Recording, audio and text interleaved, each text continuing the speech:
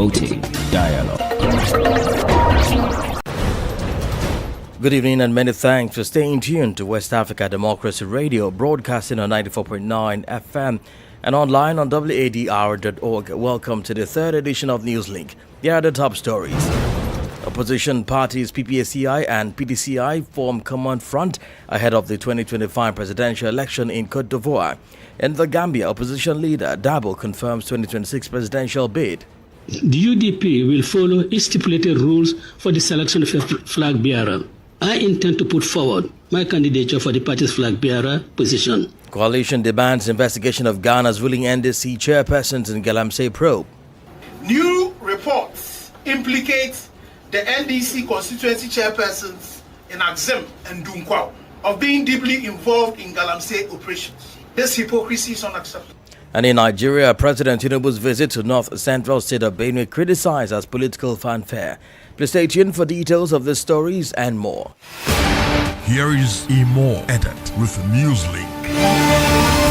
Many thanks for joining our broadcast. Let's begin with one of the biggest stories from Côte d'Ivoire, where in a major political development, the country's two main opposition parties, the PPACI and the PDCI, have formed a common front to promote cooperation, unity of action and strategic consultation ahead of the October 2025 presidential election.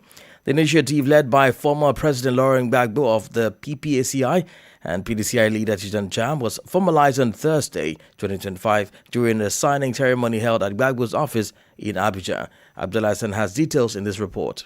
The agreement was signed by Professor Danon on behalf of the PPACI and Noel Akosi Benjo, Vice President of the PDCI. The joint declaration read by PDCI spokesperson Dr. Bedromi Sumaila emphasizes the shared objective to pool their strengths to address the challenges surrounding the electoral process.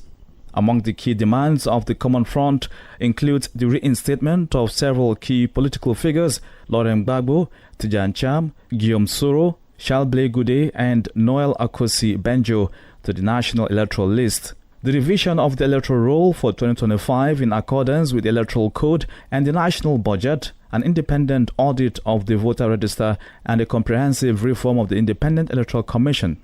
Dr. Sumaila also announced the formation of a joint committee to draft the documents of the Common Front, which are expected to be signed in the coming days. Speaking via video conference from France, Tijan Cham, who has also been removed from the electoral list, applauded the alliance and echoed the call for an inclusive, transparent and peaceful election where citizens can freely choose who will have the immense privilege of leading the country. This coalition marks a significant moment in Ivorian politics as the opposition seeks to present a united front and push for electoral reforms 4 months ahead of a high-stakes presidential election. Abdullah Hassan filed the report. Now, another big story this evening is from the Gambia, where the opposition United Democratic Party leader Usainu Dabo has confirmed he will seek the UDP's nomination for the 2026 presidential election. The announcement ends weeks of speculation and calls for unity within the party. Dabo urged supporters to move past the internal dispute and prepare for what he called a defining moment for the Gambia. If nominated, he plans a strong policy-focused campaign challenging the ruling NPP. Sankri Dango tells us more. Addressing party supporters, Dabo officially declared his intentions to run for the 2026 presidential elections. The UDP will follow its stipulated rules for the selection of a flag bearer. I intend to put forward my candidature for the party's flag bearer position. If and when the UDP does me the honor to select me, I will run a robust, fact-based and issue-focused campaign. Dabo's comments come amid the party's growing internal friction, raising serious questions about its ability to challenge the ruling National People's Party at the polls. The cracks widen following the leak of an audio recording allegedly featuring UDP leader Usainu Dabo acknowledging 3 rival camps within the party, aligned with himself, KMC Mayor Talib Bensouda, and Brikama Area Council Chairman Yankuba Dabo. Banjul Mayor Rohima Aliklo quickly distanced herself from the frictionalism, declaring, I have no camp of my own. I belong to the Hussaini Dabo camp. If there are different factions, then it is Hussaini Dabo and Talib Bensouda who have camps, no one else. And I choose the Hussaini Dabo camp. However, in a recent radio interview, Chairman of Brikama Area Council, one of the potential candidates, threatened to leave the party should the mayor of Kanifi Municipal Council KMC be chosen as the flag bearer. This party is not on Talib's leadership, and the party does not belong to Talib. Lawyer Hussein Dabo is the party leader, and I support his agenda. His agenda and follow that path. Any day they tell me that has changed and it is now Talib, I find my way to somewhere else. That's my position. But in a sharply worded response via social media post, Talib Bensouda condemned the rise of tribal rhetoric within the party. Talib said, and I quote, "This conversation must stop. It has destroyed this country and brought a lot of problems." He concluded. The UDP is widely seen as the only viable political force capable of unseating President Adama Barrow. But the party's internal divisions are worrying some supporters. Usman Sain, a political science lecturer at the University of the Gambia, says internal conflicts are not new, but insists that UDP must address the issue or bear consequences. The current situation of the party, if the problem at hand is not promptly addressed, it's going to create a further division in the party, and it will not only cause them the 2026 elections, but it may cause them the subsequent elections. As the countdown to the 2026 election begins, the UDP's biggest test may not come from the ruling party, but from within its rank. Thank you, Janko, with that report. Meanwhile, Gambian President Adama Barrow has highlighted steady economic growth in the State of the Nation address on Thursday, reporting a 5.8% growth rate in 2024 and projecting 5.9% by the end of 2025. He noted a significant drop in inflation, but acknowledged the ongoing challenges Gambians face, including the high cost of living. The president called for national unity and urged lawmakers to rise above partisan politics and put the Gambia first. Inflation dropped significantly from 17.13% in 2023 to 10.2% in 2024. This strong performance was realized through solid growth in financial services, trade, construction, and mining. The economic outlook for 2025 and beyond shows even better prospects, with a projected growth rate of 5.9% in 2025, and inflation falling to 9.6% by end 2025 from 17.3% in 2023. Additionally, my government has adopted measures to stabilize basic commodity prices, to lower the cost of living, maintaining a market-driven exchange rate, and implement climate-sensitive policies for a sustainable future. Honorable members, while economic growth has remained steady, inflation and the rising cost of living continue to impact household incomes. In response, the government has implemented a salary review for civil servants and social protection programs to alleviate the suffering of low-income earners. In unity lies our strength and success. Conversely, this unity exposes us to obstacles and troubles. I urge this august body further to rise above party politics and put the Gambia first. Gambian President Adama Barrow speaking there. More stories coming up on West Africa Democracy Radio. Newslink continues. And it's a private development. Mali Supreme Court has issued a directive requiring all political parties, despite their recent dissolution, to submit full financial reports detailing how they spent state subsidies received over the last 25 years. This move comes just weeks after the military-led transitional government formally dissolved all political parties and associations in May 2025, citing threats to national unity and stability. Augustin Goli has more details in this report.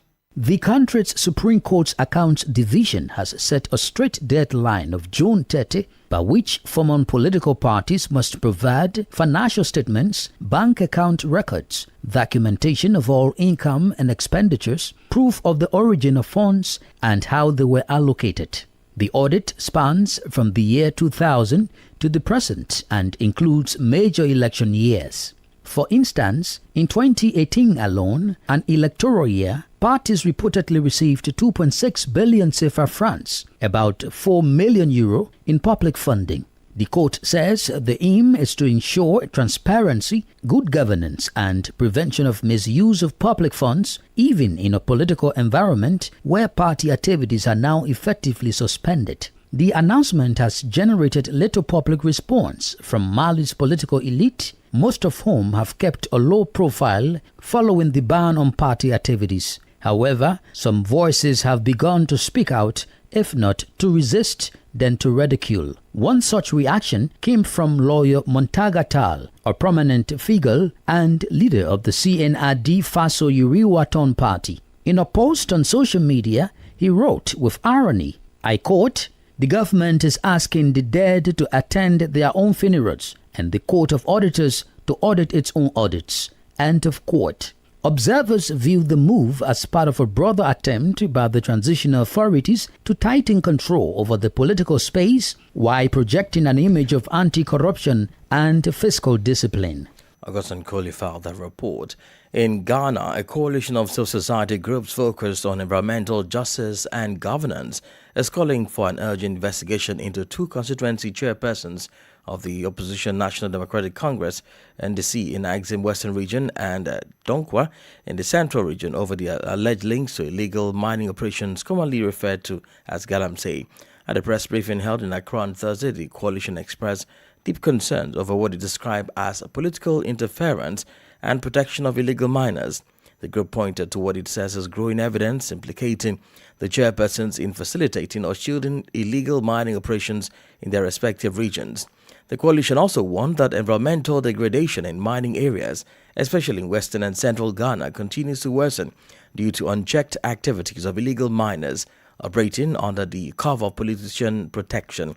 Kwame Asante is the spokesperson for the coalition. We have, however, observed and condemned resoundingly the alarming pattern of some officials from the ruling NDC being involved in illegal mining. After the unresolved case of Honorable Oscar Labi, MP for Awen, we have a petition with His Excellency the President that he has acknowledged receipt of. New reports implicate the NDC constituency chairpersons in Axim and Dunkwao of being deeply involved in Galamsey operations. This hypocrisy is unacceptable. While the NDC leadership under His Excellency the President publicly condemned illegal mining, the Honorable Minister of Lands and Natural Resources and IGP have demonstrated positive actions to deal with the scourge of Galamsey. However, some of their local officials allegedly profit from it. We demand, 1, that immediate investigations into the case of Honorable Oscar Labi, MP for Awen, and the chiefs that have accused him that he has counter-accused. And these two chairpersons of Axim, constituency chairpersons of Axim and Dunkwao, by the police and national security, ensuring complete transparency and no room for political protection. Public disciplinary action by the NDC if any of these allegations are proven. Investigations of all mentioned in the Professor Frimpong Boateng report. There are a lot of politically exposed persons that have been mentioned in that report, and that should be looked into. The NDC leadership is yet to formally respond to the allegations, but local party sources have dismissed the claims as politically motivated. You're listening to Newslink on West Africa Democracy Radio 94.9 FM Dakar. Here's a reminder of our top stories. Opposition parties PPACI and PDCI form common front ahead of 2025 presidential elections in Côte d'Ivoire. And the Gambia opposition leader Dabo confirms 2026 presidential bid. Coalition demands investigation of Ghana's ruling NDC chairpersons in Galamsey probe. And still ahead, in Nigeria, President Tinubu's visit to north central state of Benue criticized as political fanfare. We do have a guest interview and sports news. Please stay with us. West Africa Democracy Radio. It's you speaking. Don't forget you can listen to us live on wadr.org and follow live streams on Facebook and YouTube. Nigeria's President Bola Tinubu says his administration would not allow enemies of peace to prevail in the country. Tinubu disclosed this during his visit to Benue to commiserate with the people over the recent attacks on the Wadr community in Guma local government area of the state.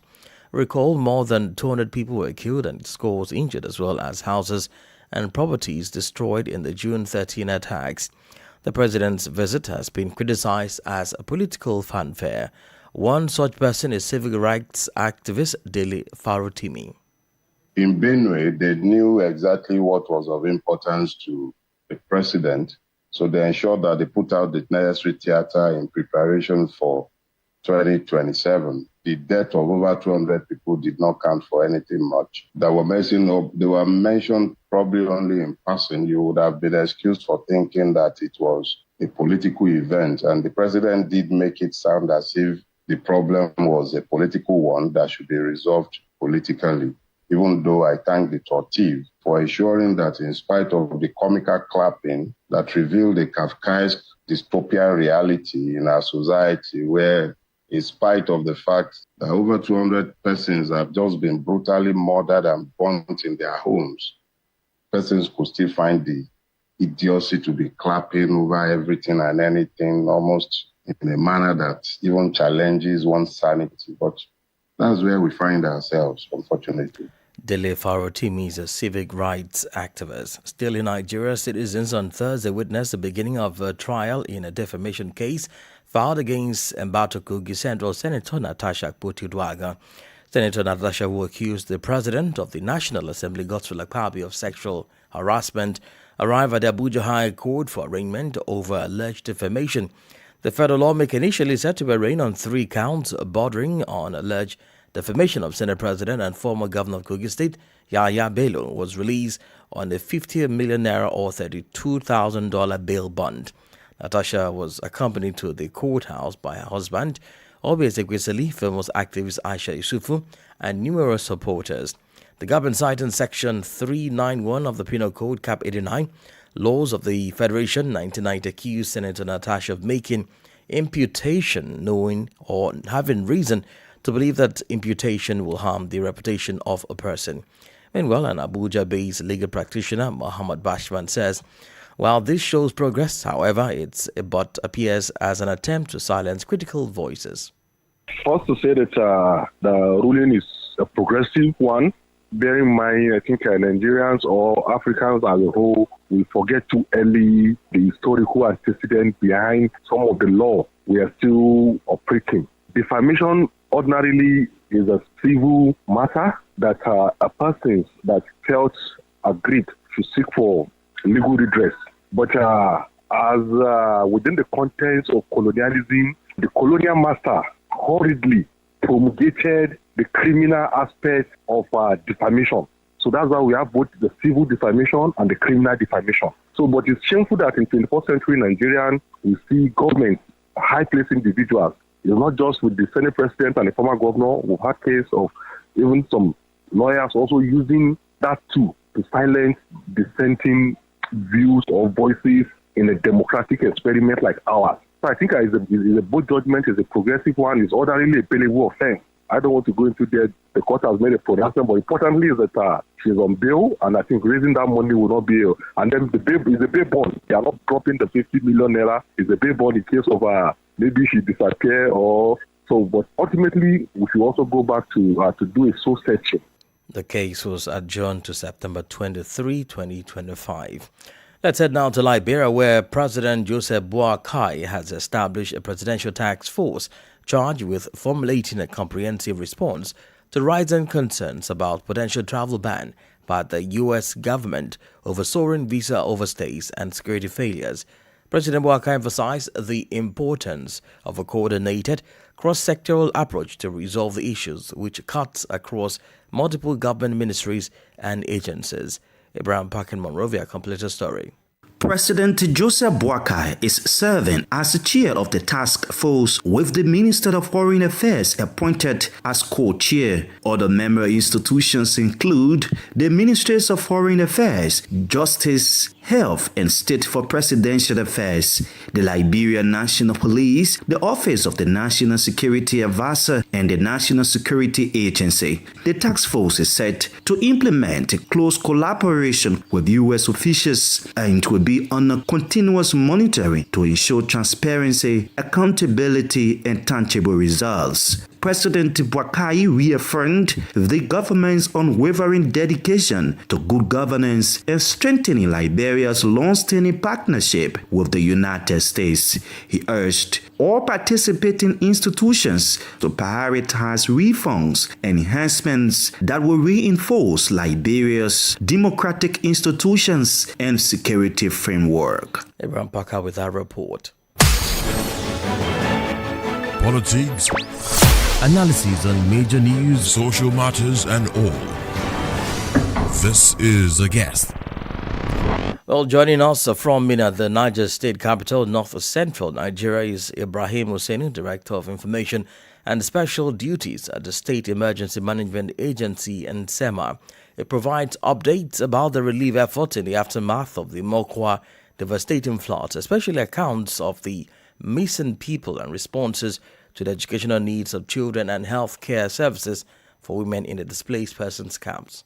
It is very true, but where we have that most of that problem is we have a school, Almajiri school, that students are over 800. Okay, so we have a problem of sorting this because of their addresses. You know how this Almajiri thing happens. It's only when we begin to contact their parents that are out of this our environment to know whether some of them are returned to them also, because they don't buy more than that initially, but the figure would keep dropping because some of those children begin to surface and some of them went back to their place. So the parents begin to call back that no, they are with them. So it is not a normal situation whereby you see this person this is the owner of the house and he can tell you this is how many number that is missing in that house. You know, the Almajiri children or those that are into that system, they move from one place to another, and then some of them, they are not being profiled. So locating them actually and then account for them is what we have major problem. And so usually when disasters occur, a lot of gaps in systems are exposed. And what are some of these gaps that your agency has observed or noted in the aftermath of the Mokwa flooding and hope to work on soonest to prevent a reoccurrence? One of those gaps is that we should prepare for the whole state. No longer concentrating on where those that are living in the floodplains, whether or riverine communities, whether those in the upper stream or downstream of our dams or those that are within the riverside. That we should have contingency planning for every community, for every local government, so that we have a robust comprehensive plan. Because if you see, the prediction does not include Mokwa as a town. For more than 50 years, nobody has experienced things like this. And then we need to move ahead to have what we call hazard and education, including probability capacity assessment. We need to update it to include new areas that flood had not been happening before. But because of the climate change, the water now does not follow its normal channels. As long as the moment the rains are very intense and the proportion level of the sun is saturated, anywhere, any road is very high, it's going to be able to have it just pass. And before you know it, areas that for the past 20 years have not been flooded, or 30 years, you see them being flooded. So those are the things that we need to seriously sit down on and then work very well, and including our response mechanism. We need to work on those very well to improve, to study literatures and do what you call best practices. What would you say has been the success story in trying to rebuild the lives of those affected, most of whom right now are displaced and living in camps?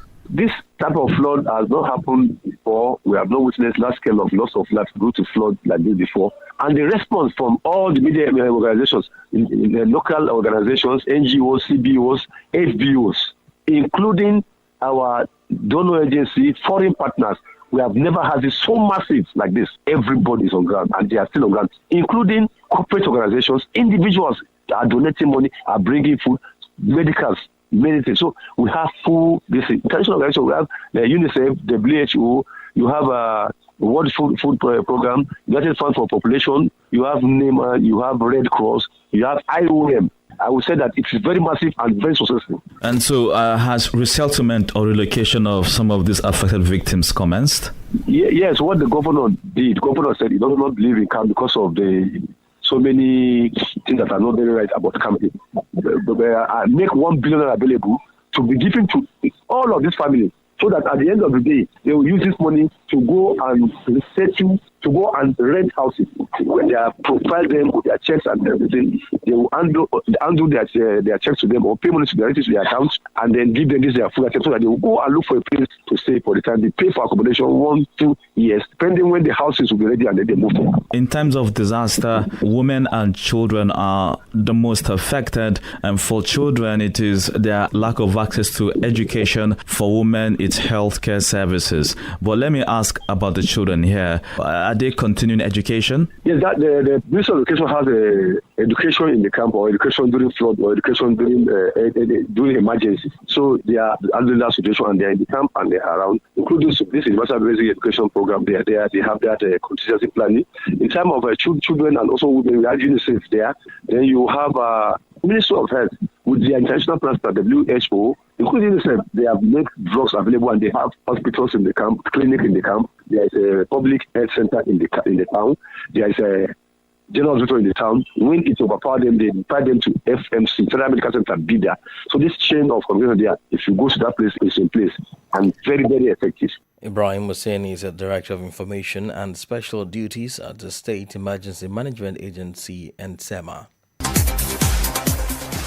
And in sport news, Morocco's Wydad Casablanca suffered a 2-0 defeat to Manchester City on Wednesday in the opening match of the 2025 FIFA Club World Cup held at Lincoln Financial Field in Philadelphia. Phil Foden put City ahead just 2 minutes in, capitalizing on a poor clearance from goalkeeper Mehdi Benabid. Jeremy Doku doubled the clearance lead in the 42nd minute with a stunning overhead kick. Despite some effort from Cassius Mailula, Wydad failed to find the back of the net. And that's it on this edition of Newslink on West Africa Democracy Radio, 94.9 FM Dakar. Thank you for listening, and many thanks to Mustafa Sek and Sheikh Njai for the technical support. Do connect with us on all of our social media platforms, X, formerly Twitter, Instagram, at WDL News, and Facebook, West Africa Democracy Radio, English service. Coming up at the bottom of the hour is our flagship environment program, Enviroscope. I am Imo Edit. Good evening.